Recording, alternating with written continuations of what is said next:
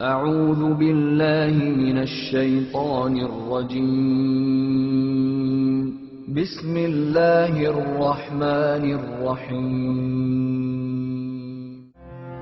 Darwin proposed a single concept as his evolutionary mechanism: natural selection. The title of his book clearly reveals the importance he gave in this mechanism: the origin of species by means of natural selection. Natural selection was a powerful idea. Physical variations that proved advantageous would be inherited by succeeding generations. Through this process, populations would be altered, and over time, fundamentally different organisms would arise without any form of intelligent guidance.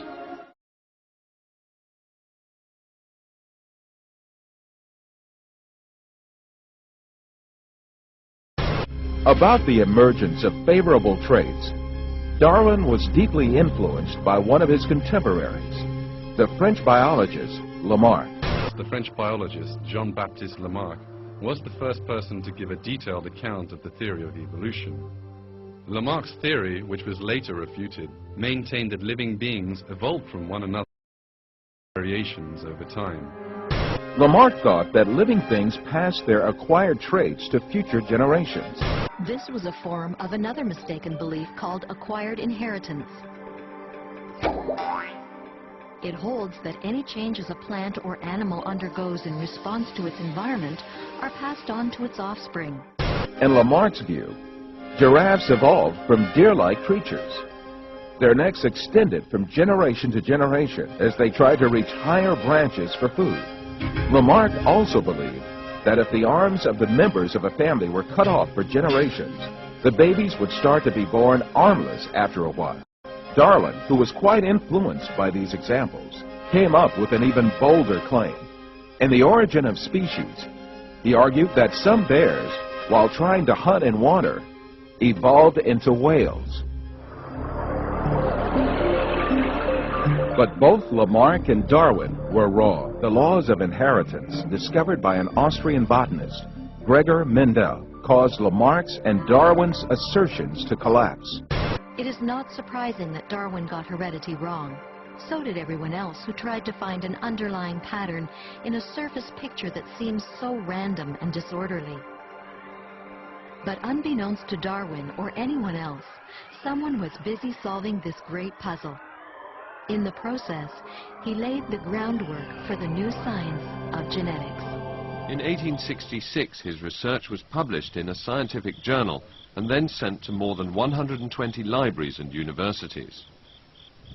Mendel's discovery correctly described biological reality, and yet it carried a conspicuous flaw.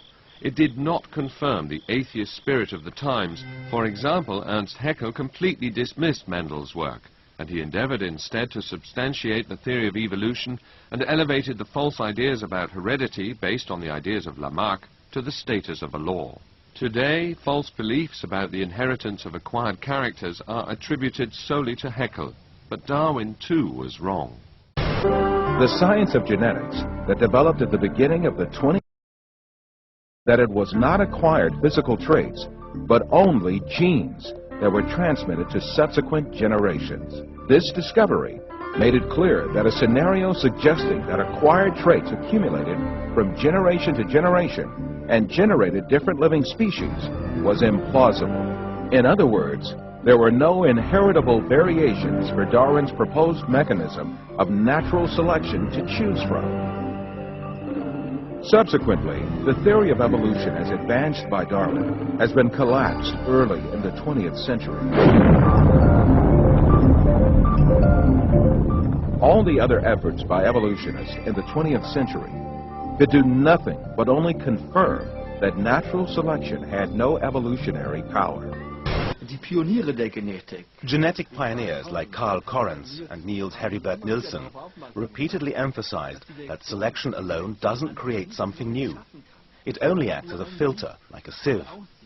Just as a sieve doesn't create new tea leaves, selection doesn't create new forms of life or new species. Natural selection is a real process, and it works well for explaining certain limited kinds of variation, small-scale change. We have lots of examples of that, in fact. Where it doesn't work well is explaining what Darwin thought it could, namely the real complexity of life. We have the finch beak, and then you've got the finch itself. A minor change in the structure of the beak versus the origin itself. These are different scales of phenomena. These are different kinds of problems. And the important problem for biology is to understand where natural selection works and where it doesn't, and why there's a difference. Evolutionist Roger Lewin has a much more credible take on this subject. Natural selection, as the central characteristic of neo-Darwinism, can have a stabilizing effect, but does not provide the creation of new species. It is not the creative force that many have suggested. A famous evolutionist, the English paleontologist Colin Patterson, admitted this when he said, "No one has ever produced a species by mechanisms of natural selection. No one has ever got near it, and most of the current argument in neo-Darwinism is about this question."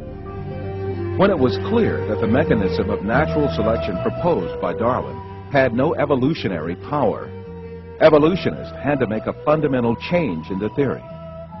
In addition to the concept of natural selection, they added a second mechanism called mutation.